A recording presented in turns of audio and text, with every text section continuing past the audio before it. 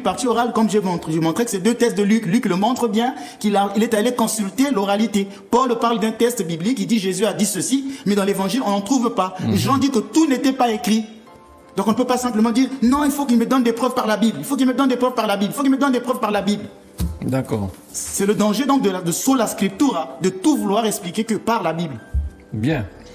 Alors, dans la séquence de cette vidéo, vous dites que le mot cousin n'est pas dans la Bible.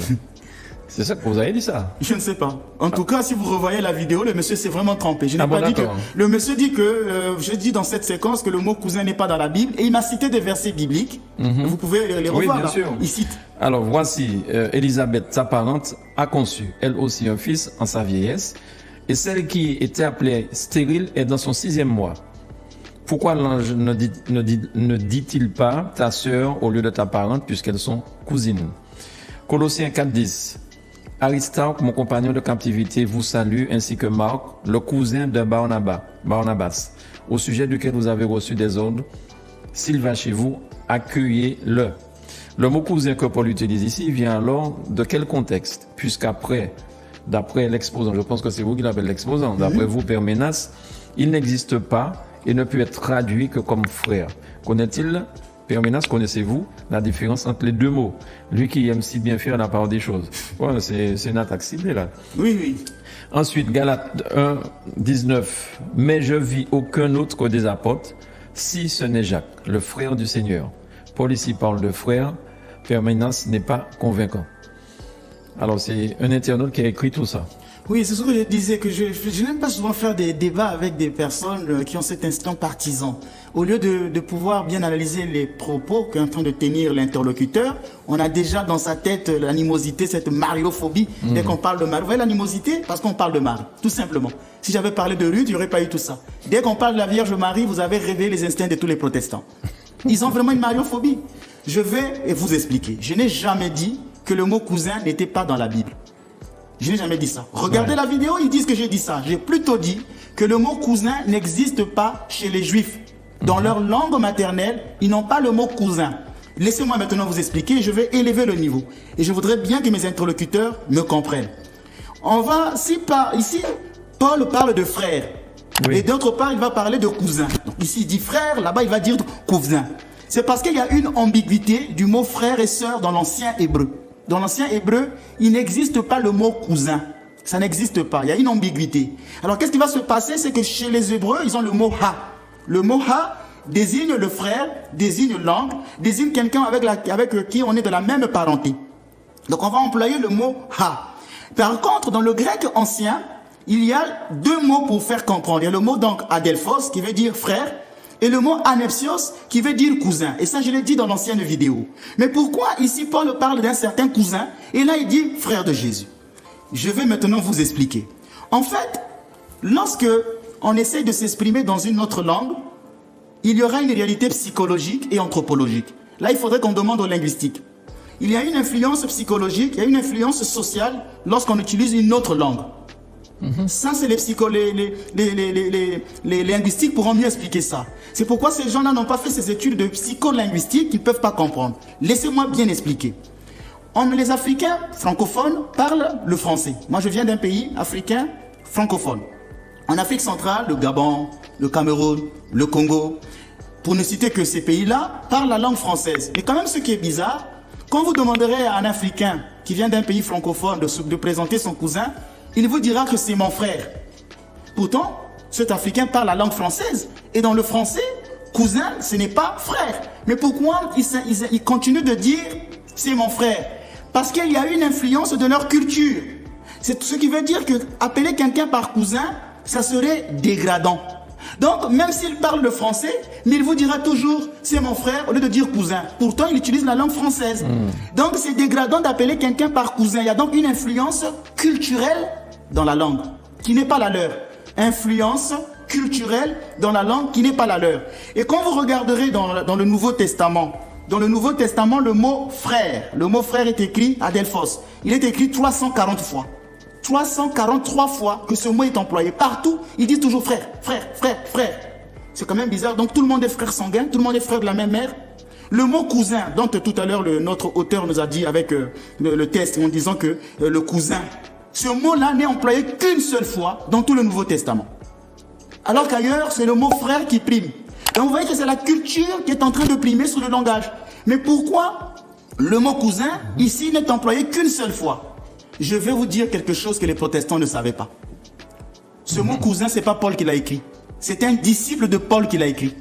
C'est un rajout tardif. Ce disciple de Paul était un grec. C'est lui qui a rajouté ce mot pour faire ce qu'on appelle ici, c'est une addition tardive. Il l'a rajouté par rapport au contexte des Grecs. C'était pour préciser aux Grecs que ce n'est pas un frère de sang. Les Pauls sont des Juifs, donc ils sont influencés par leur langue, d'où ils écrivent partout frère, frère, frère, frère. Mais là, c'était un rajout tardif. Vous me direz, mais comment un rajout tardif? Lisons Jean chapitre 21, le verset 24. C'est ce disciple qui témoigne de ces choses et qui les a écrites. Et nous savons que son témoignage est vrai. Nous sommes dans l'évangile de Jean. C'est Jean qui écrit cet évangile.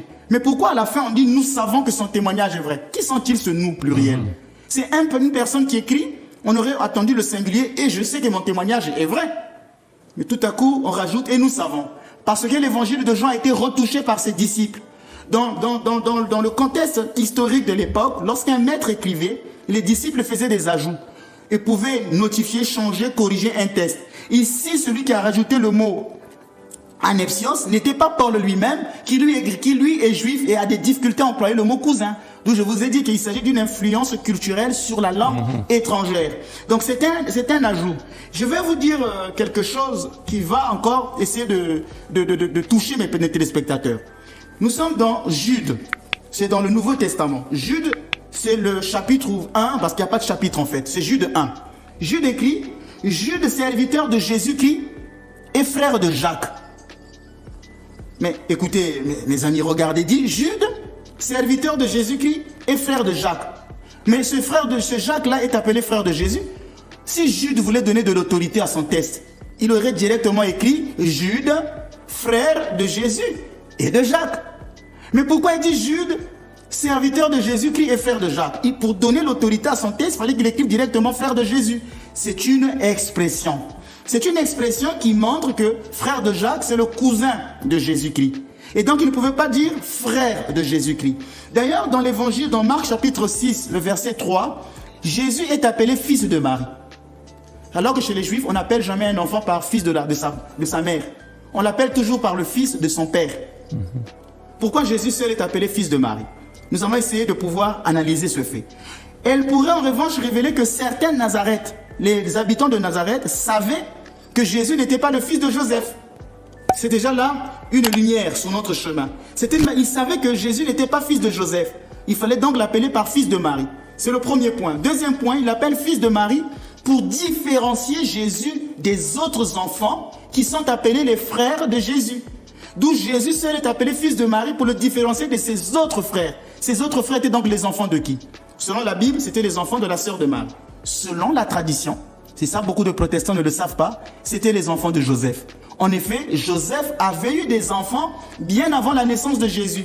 Ce sont ces enfants-là qui étaient appelés les frères de Jésus parce qu'il y a un mariage entre Joseph et Marie. Donc les enfants de Joseph deviennent les frères de Jésus. Mais pour les différencier de Jésus qui est né de Marie et non de Joseph, Jésus seul est appelé par fils de Marie. C'était ça, cette manière. Et donc Joseph avait bien eu d'autres enfants. C'est Saint Épiphane déjà. Vous êtes en train de dire que Joseph a eu d'autres enfants avant la naissance de Jésus. Joseph avait eu d'autres enfants. Joseph était un vieux quand il a épousé Marie. Marie, selon la tradition, a passé 12 ans au temple. Elle est allée au temple à l'âge de 3 ans. Ce qui veut dire qu'à 15 ans, elle va concevoir Jésus. Joseph meurt avant que Jésus ne commence son ministère. C'est un indice qui vous montre qu'il était déjà vieux. C'est un indice qui vous montre qu'il était déjà vieux. Il avait déjà fait sa vie. Et donc Jacques, le frère de Jésus, était l'enfant de Joseph. Ce qu'on pourrait dire aujourd'hui, son demi-frère. Son demi-frère. Okay. Mais encore là, il n'est pas né de Jésus, n'est pas né de Joseph. On ne pouvait pas l'appeler demi-frère. D'ailleurs, dans le grec, il y a le mot homémotor. Homémotor, c'est un mot grec qui veut dire demi-frère. Ça n'a jamais été employé pour les frères de Jésus. D'accord. Donc c'était les enfants de Joseph. Et Joseph, donc sa vocation, c'était de protéger Marie. Je pense qu'on y reviendra parce qu'il y a une question sur Joseph qui va revenir. Oui, alors un autre internaute nous écrit, le prêtre, s'il s'est débattu, il patauge dans ses explications, Lui-même, il confirme qu'il existe 2 mots différents pour chaque mot, cousin et frère, puis se contredit. Le mot cousin existe dans la Bible. Les Écritures savent bien distinguer les cousins des frères. Donc, quand on écrit frère, c'est que ce sont des frères, pas ses cousins. Alors, Pierre Menas, pouvez-vous clarifier ça? C'est ce que vous venez de faire? C'est ce que je viens d'expliquer. Je viens de dire qu'il s'agit d'une influence culturelle sur la langue d'autrui. Oui. Les Juifs écrivent un texte en grec et ils ont du mal, dans leur influence culturelle, d'employer le mot cousin parce qu'il n'y en a pas. Ça n'existe pas dans leur culture. Vos explications étaient claires. Comme l'Africain qui va parler en français, il dira « c'est mon frère ». Pourtant, il utilise la langue d'autrui. Mais là, il y a une influence culturelle sur la langue d'autrui. Il va dire « c'est mon frère » au lieu de dire « c'est mon cousin ». Donc, en écrivant l'évangile, ils vont partout mettre « frère, frère, frère ». D'où je dis que le mot « frère » n'existe pas dans... Le mot « cousin » n'existe pas dans leur langue. C'est pourquoi vous voyez qu'il y a le mot « frère » qui revient. C'est un petit peu comme dans les églises, on dit c'est mon frère ou c'est ma sœur de prière. Voilà, de prière, c'est pas. Ça peut être comme ça. Donc, il y a là, ici, c'est une influence religieuse. Nous savons qu'en Jésus-Christ, nous sommes tous frères et sœurs. Donc, dans les églises, tout le monde sera appelé mon frère, très, très chers frères et sœurs. Donc, il y a l'influence religieuse sur la langue. Mais si on voyait au niveau de la consanguinité, on sait que nous ne sommes pas des frères sanguins. Voilà. Mais nous allons employer le mot. Et donc, chez les Juifs, c'est culturel. C'est pourquoi je disais, il faut une étude psychosociologique sur la linguistique. Et ça, on peut comprendre qu'il y a une influence culturelle sur la langue d'autrui. D'où partout, on va dire frère, frère, frère. Et qu'une seule fois, le mot cousin est employé dans le Nouveau Testament. Qu'une seule fois. Et je viens de vous dire que c'était un disciple grec de Saint Paul qui a rajouté ce mot parce que lui, il comprend le contexte. Il veut faire la différenciation. Mais sinon, ce mot n'existe pas. Le mot cousin n'existe pas dans la langue hébraïque. Ça n'existe pas. Ça a été un ajout tardif. Ça a été un ajout tardif. Alors, dans cette émission,